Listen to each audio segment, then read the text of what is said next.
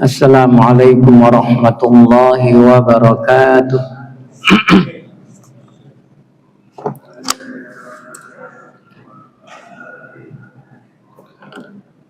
Alhamdulillahi rabbil alamin.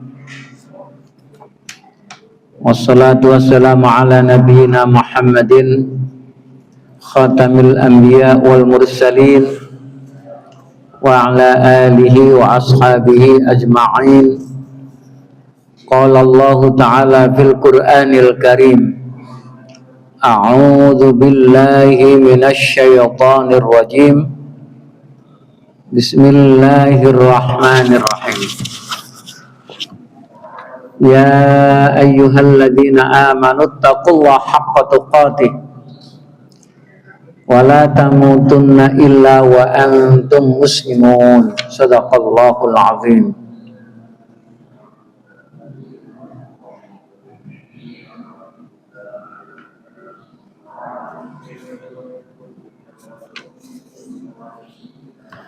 Bapak Ibu yang dirahmati Allah,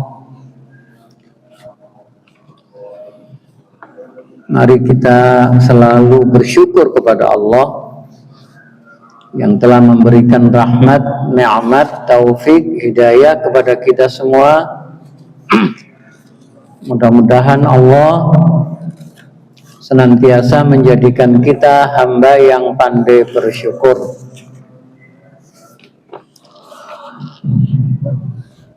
Kajian kita pada malam hari ini saya gunakan untuk targhib Ramadan, karena ini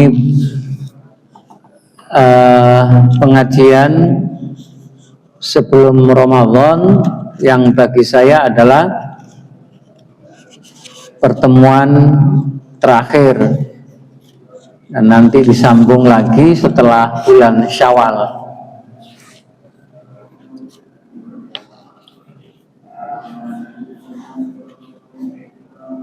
Bapak Ibu sekalian, kalau dalam pandangan atau kalau kita merujuk informasi atau maklumat yang sudah disampaikan oleh pimpinan pusat Muhammadiyah di Indonesia, insya Allah pada tanggal 17 Februari 2026 itu hilal di Indonesia masih di bawah ufuk, jadi belum terlihat. Saat maghrib hilal masih di bawah ufuk di seluruh Indonesia. Tinggi hilal masih minus 2 derajat sampai minus 0 derajat. Jadi Indonesia tidak bisa digunakan sebagai rujukan tempat awal terlihat hilal. Tetapi Muhammadiyah mengumumkan tanggal 17 itu sudah dimulai sholat tarawih, kemudian sahur, dan besoknya tanggal 18. Kalau 17 itu hari Selasa ya. Kemudian besoknya tanggal 18 itu hari Rabu. Rabu itu sudah puasa hari pertama. Nah, kenapa kok tanggal 18 sudah ditetapkan puasa, padahal 17 itu dianggap hilal belum wujud di atas ufuk? Itu disebabkan karena Muhammadiyah pada tahun 2026 ini menggunakan sistem kalender Hijriah global tunggal. Ini adalah informasi yang sangat penting yang seharusnya menyampaikan informasi penting ini Ustadz Irji selaku Majelis Tarzih di Kabupaten Pasuruan ya.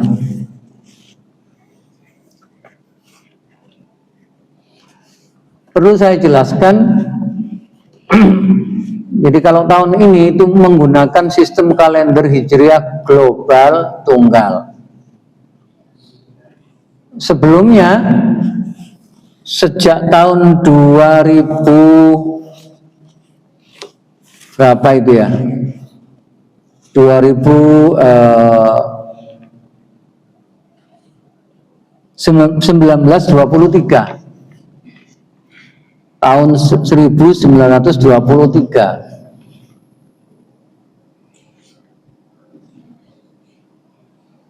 itu masih menggunakan wujudul hilal, menggunakan hisab hakiki wujudul hilal. Wujudul hilal itu asalkan menurut perhitungan hisab itu hilal sudah di atas ufuk, sudah plus, itu berapapun derajatnya sudah dianggap pergantian hari ya, pergantian tanggal. Dan pemberlakuan wujudul hilal itu sangat meningkatkan ya, sangat berpengaruh meningkatkan perbedaan awal Ramadan dan perbedaan Idul Fitri. Karena dengan wujudul hilal ini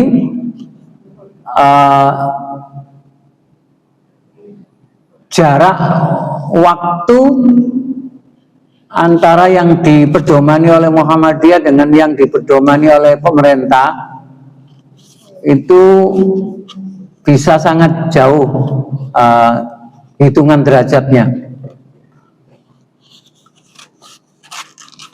Atau karena yang pemerintah Kemenak itu menggunakan ru'yat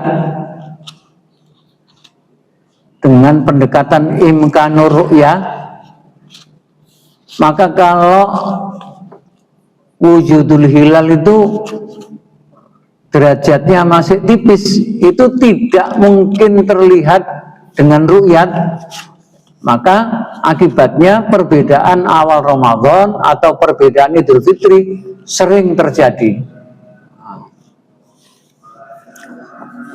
Nah, sebelum Muhammadiyah menggunakan pendekatan wujudul hilal, hisab hakiki, dulu Muhammadiyah menggunakan hisab tapi dengan pendekatan imkanur ru'yah.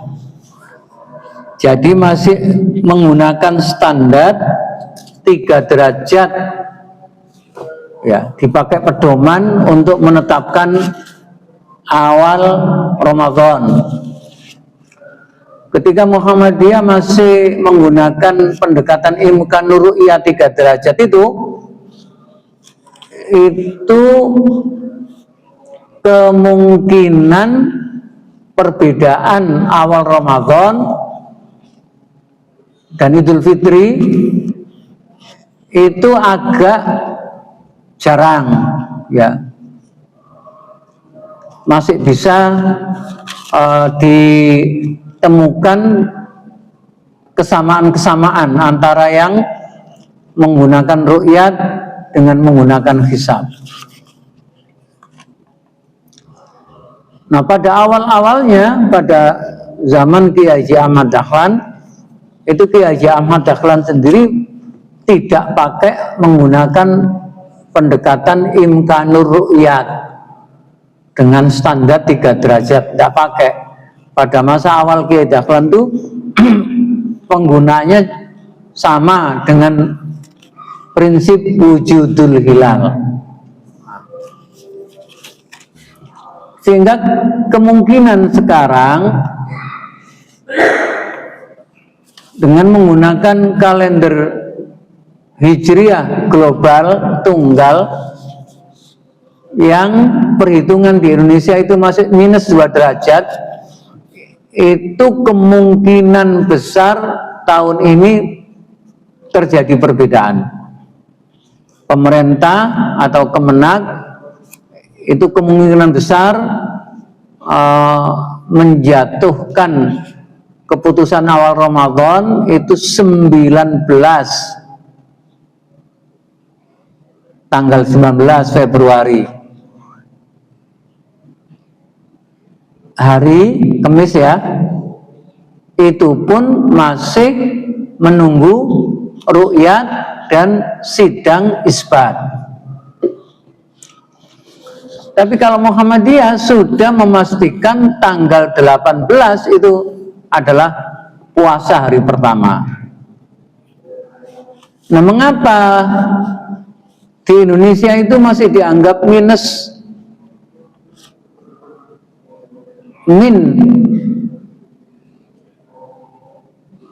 2 derajat?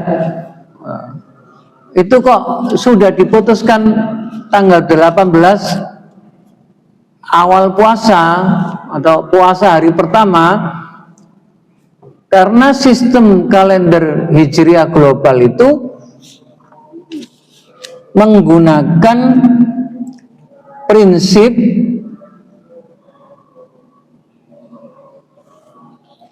jika tanggal 17 itu ada satu negara di seluruh dunia ini ditemukan ada satu negara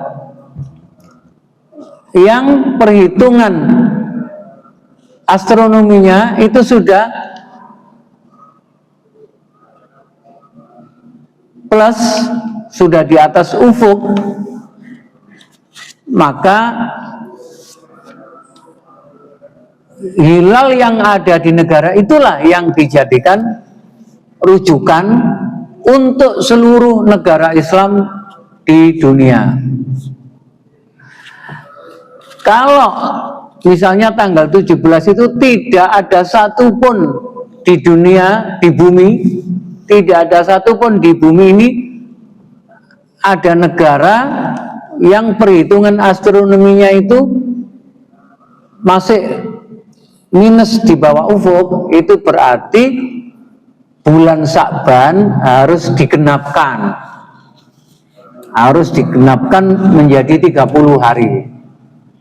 Tapi kalau ada satu negara yang ternyata sudah plus, maka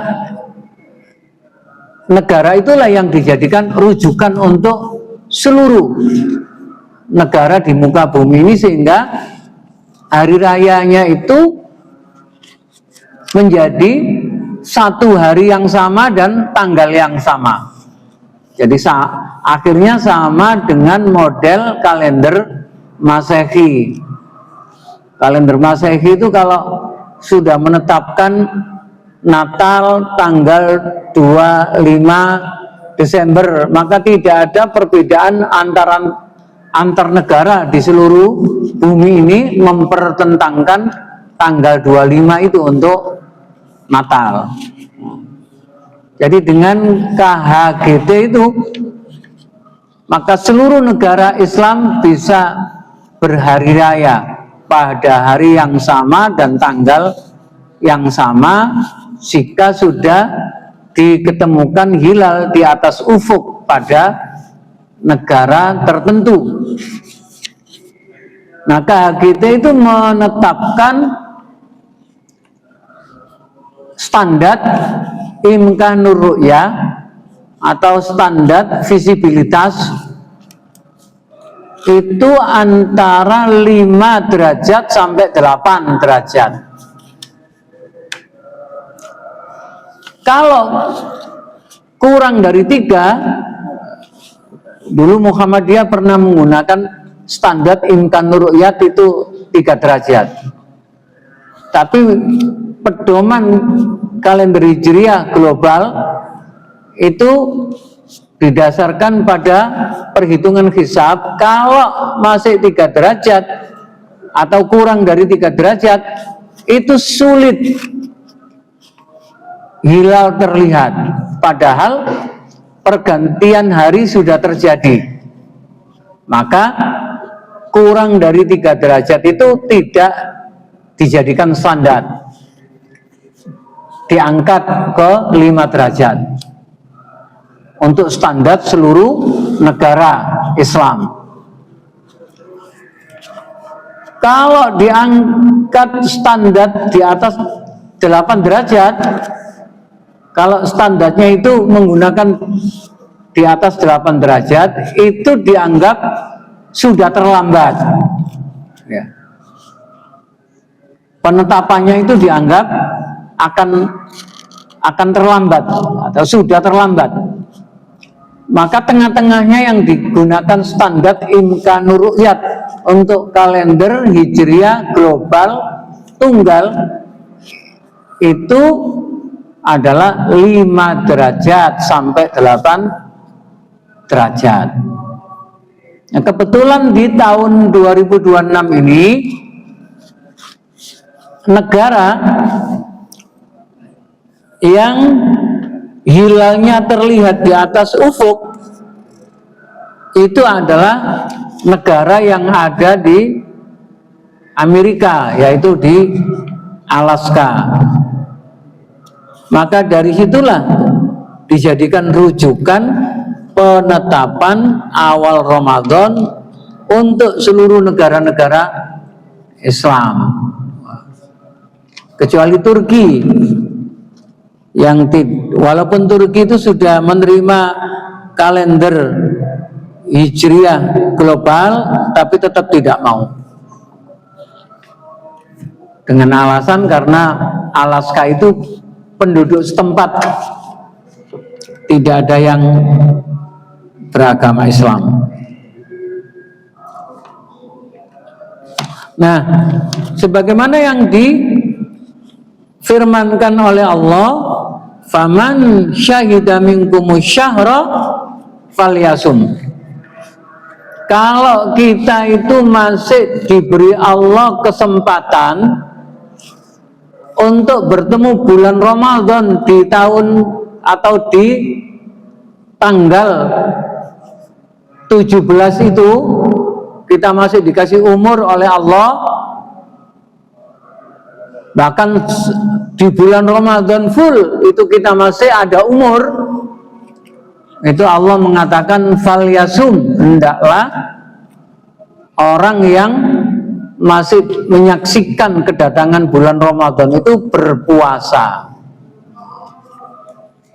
Kecuali kalau sebelum tanggal 17 hari Selasa besok itu kita sudah dipanggil oleh Allah, maka tidak ada lagi kewajiban puasa, sudah selesai.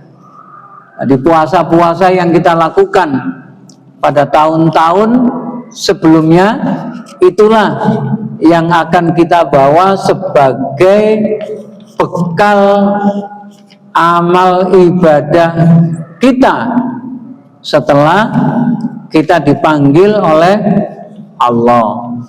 Tapi kalau kita masih dikasih kesempatan, masih diberi umur, mulai Selasa, Rabu 17 itu taraweh malam pertama, 18 itu puasa hari pertama, dan masih sepenuhnya bulan Ramadan Allah masih memberikan umur, maka kita seharusnya menggunakan kesempatan yang diberikan oleh Allah itu untuk meningkatkan ibadah kita dengan sebaik-baiknya.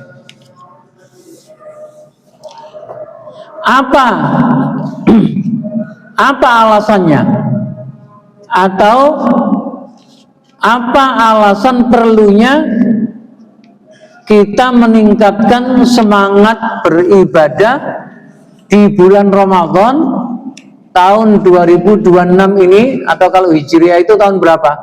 1447. Betul nggih? Maka puasa pada tahun 1447 Hijriah ini harus benar-benar kita gunakan untuk meningkatkan ibadah kita. Apa alasannya? Alasan yang pertama ya karena tujuan kita diciptakan oleh Allah itu dalam rangka beribadah. Wa ma khalaqtul jinna wal insa illa liya'budun.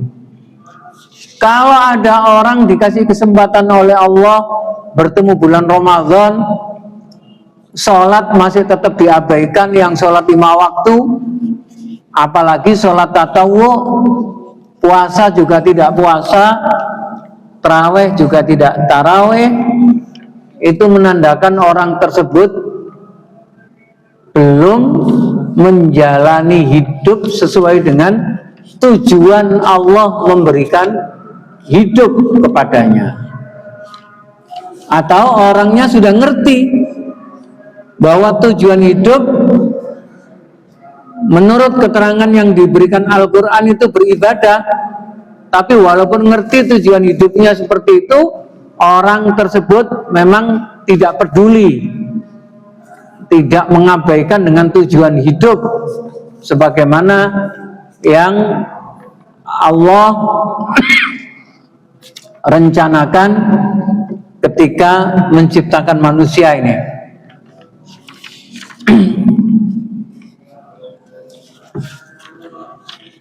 Nah, yang kedua, alasan yang kedua mengapa kita perlu meningkatkan ibadah kita di bulan Ramadan ini, alasannya kedua adalah untuk kesyukuran kita. Kesyukuran atas segala nikmat Allah yang selama ini diberikan kepada kita.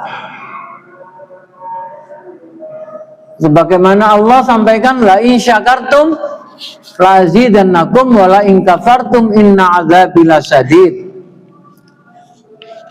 Dan kesyukuran itu dibuktikan dengan memperbanyak ibadah. Memperbanyak ibadah itu tidak untuk kepentingan Allah, tapi untuk kepentingan kita sendiri, sebagaimana Nabi Musa mengatakan dalam surat Ibrahim itu, diterangkan oleh Allah dalam surat Ibrahim, wa qala Musa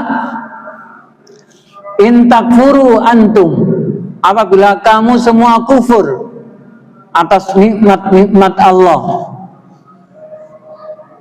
wa man fil ardi jami'a, dan seandainya semua orang di muka bumi ini tidak ada yang bersyukur atas nikmat-nikmat Allah, semuanya itu mengkufuri segala nikmat yang sudah diberikan oleh Allah, itu Allah tetap ghaniyun hamid, tetap Tuhan yang maha kaya, tetap Tuhan yang maha terpuji.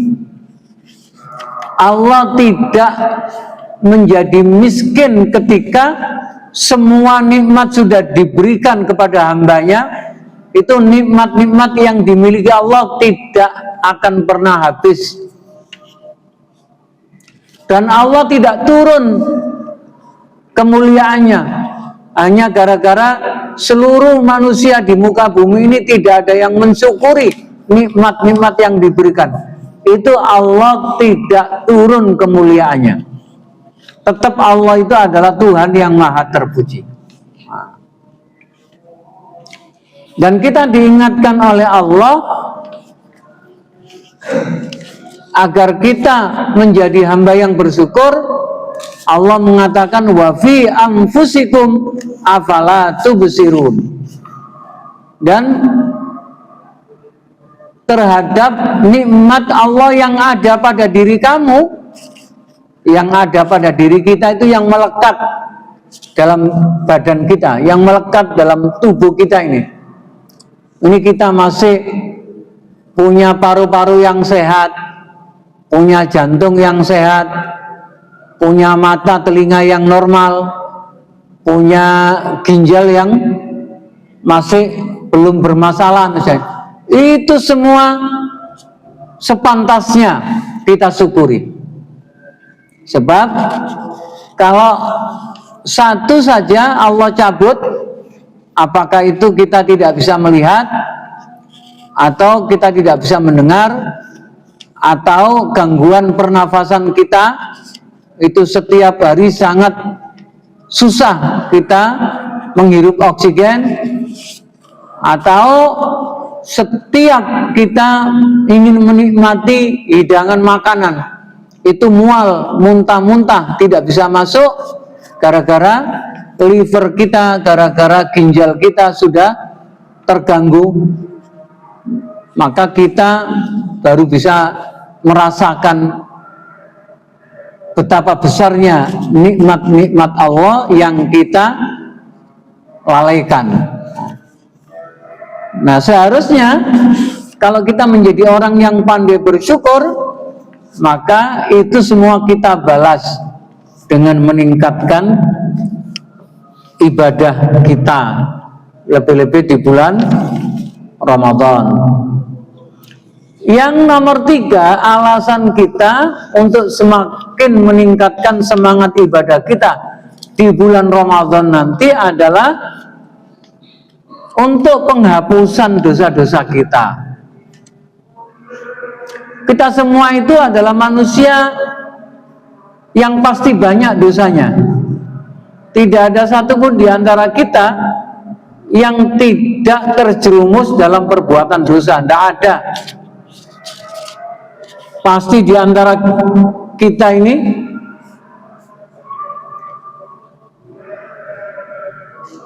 punya ucapan dan perilaku yang itu diharamkan oleh Allah tapi tetap kita lakukan. Nah, Rasulullah mengingatkan kepada kita, alaikum bikasratis sujud. Kamu itu wajib memperbanyak sujud. Alaikum bikasratis sujud lillah. Banyak-banyaklah bersujud kepada Allah.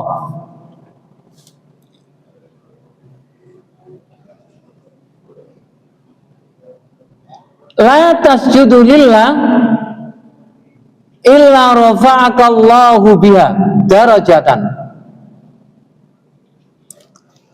Kamu tidaklah bersujud, atau dengan bahasa yang lain, seandainya kamu itu bersujud, pasti sekali saja engkau bersujud, Allah mengangkat derajatmu. Tidak ada orang yang tidak ada orang yang bersujud lalu Allah tidak mengangkat derajatnya. Tidak ada. Pasti orang yang memperbanyak sujud kepada Allah itu derajatnya diangkat oleh Allah. Wa hatta anka biha khati'atan, kata Rasulullah, dan setiap kita bersujud Allah menghapus kesalahan-kesalahan kita. Jadi kalau di bulan Ramadan itu kita memperbanyak sujud, itu artinya kita semakin berusaha menghapus, memohon dihapuskan dari dosa-dosa kita. Ada orang datang, Rasul, berislam itu apa sih yang perlu diamalkan dalam Islam itu. Itu kemudian Rasul mengatakan, ya sholat 5 waktu. Apakah ada yang lain? Tidak ada. Kecuali illa antatawwa, kecuali yang sholat-sholat sunnah. Apalagi Rasul? Puasa. Puasa Ramadan, puasa wajib maksudnya.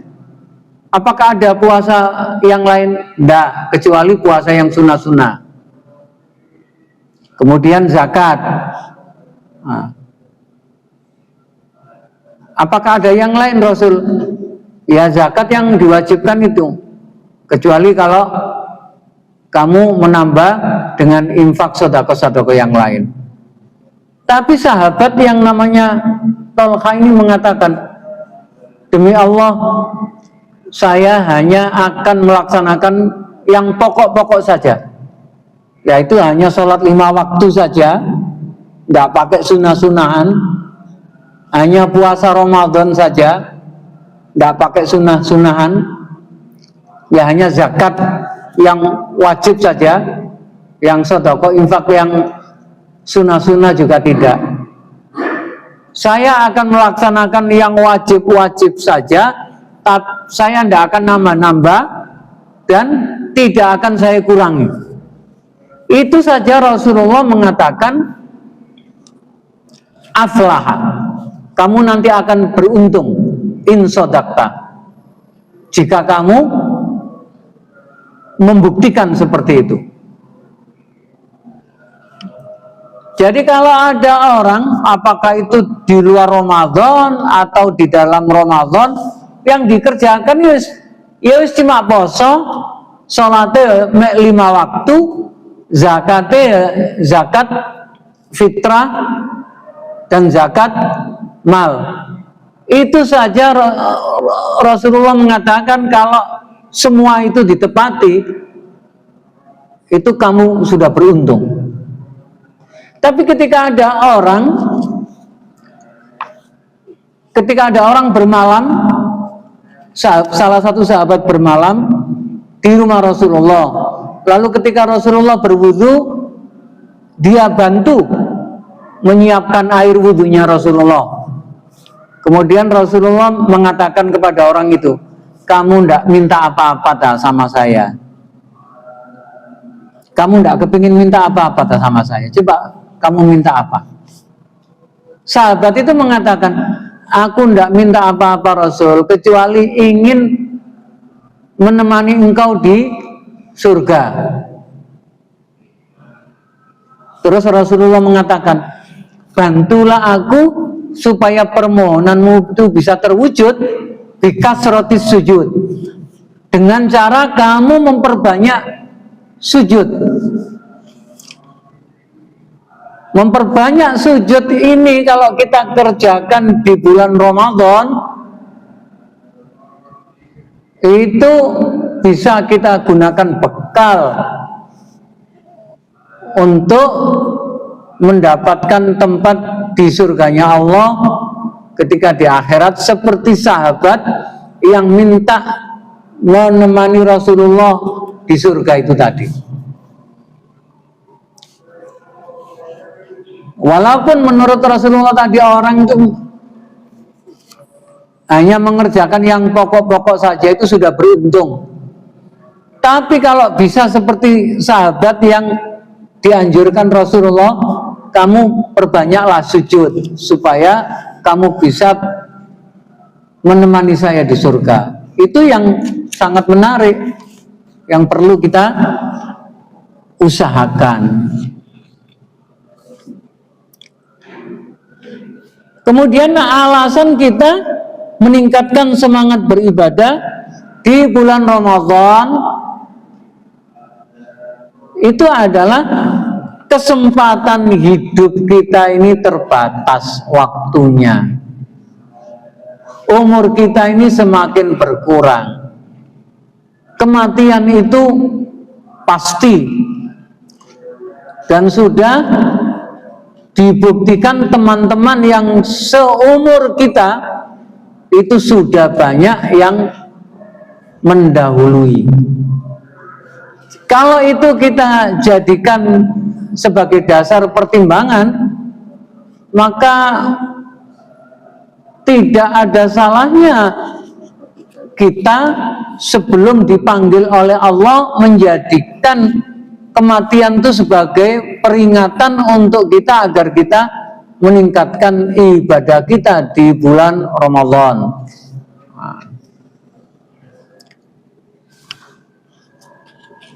Rasulullah mengingatkan,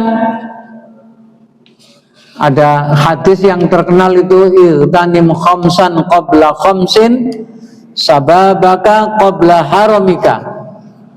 Jadi perhatikan 5 perkara sebelum 5 perkara. Kamu harus memperhatikan masa mudamu sebelum datang masa pikun, ya, sebelum datang usia tua lalu kamu menjadi pikun. Wasihhataka qabla saqabik, dan kamu harus perhatikan keadaan kesehatanmu sebelum engkau sakit. Wa ghinaka qabla faqrika, kalau kamu kaya,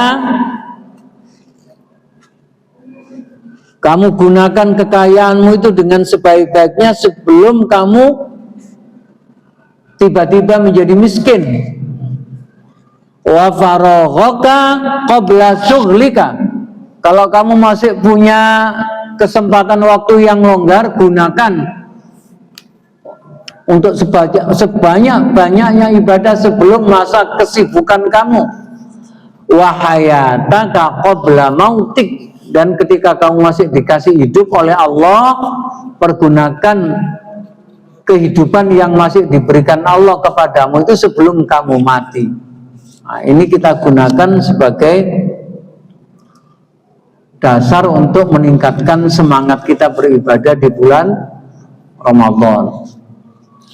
Dan yang kelima, tentu banyak ya, bermacam-macam alasan, argumen mengapa kita perlu meningkatkan semangat. Tapi kalau kita bisa menjadikan 5 alasan ini sebagai motivasi, itu sudah cukup. Yang kelima, kita harus meningkatkan semangat ibadah kita itu agar kita memiliki bekal yang cukup untuk kita bawa di akhirat. Allah mengingatkan kepada kita, wa tazawwadu fa inna khairaz zadit taqwa. Berbekallah, dan sebaik-baik bekal itu adalah takwa. Dan ciri-ciri orang yang bertakwa itu adalah orang yang memperbanyak ibadah di masjid. Al-masajid, masjid-masjid itu adalah buyutul muttaqin. Masjid-masjid itu rumahnya orang bertakwa. Orang yang kerasan di masjid itu tandanya orang yang beriman, dan orang yang tidak kerasan di masjid itu tandanya orang munafik. Jadi di bulan Ramadan itu lalu kita itu memperbanyak waktu untuk menambah ibadah kita di masjid. Itu bagian yang sangat penting untuk menambah bekal-bekal ibadah agar bekal kita di akhirat itu cukup. Jangan sampai kita kekurangan bekal yang kita bawa di akhirat nanti. 5 alasan ini sudah cukup saya kira untuk kita gunakan memotivasi diri kita bagaimana supaya kita jika dikasih kesempatan Allah bertemu dengan bulan Ramadan itu tidak kita sia-siakan. Saya ini pernah setelah selesai tarawih itu beli nasi goreng. Nah, saya ini sudah gurau sama penjual nasi goreng. Mas, sampean poso-poso ini gak tahu melu tarawih ta, Mas? Sing jawab niku sing wedok. Ngrasakno tarawih, Pak, sembayangnya gak tahu sembayang niki. Nah, poso barang ya mboten nate poso. Ini berarti contoh orang yang belum memiliki sesuatu yang bisa digunakan untuk meningkatkan semangat beribadah. Semangatnya itu cuma kepingin ngumpul-ngumpul dunya, ngumpul-ngumpul duit, lali ibadah. Jangan sampai kita itu seperti itu. Kira-kira itu yang bisa saya sampaikan, nggih, pada kesempatan malam hari ini. Mudah-mudahan bermanfaat. Saya berdoa mudah-mudahan kita semua masih tetap diberi kesehatan oleh Allah,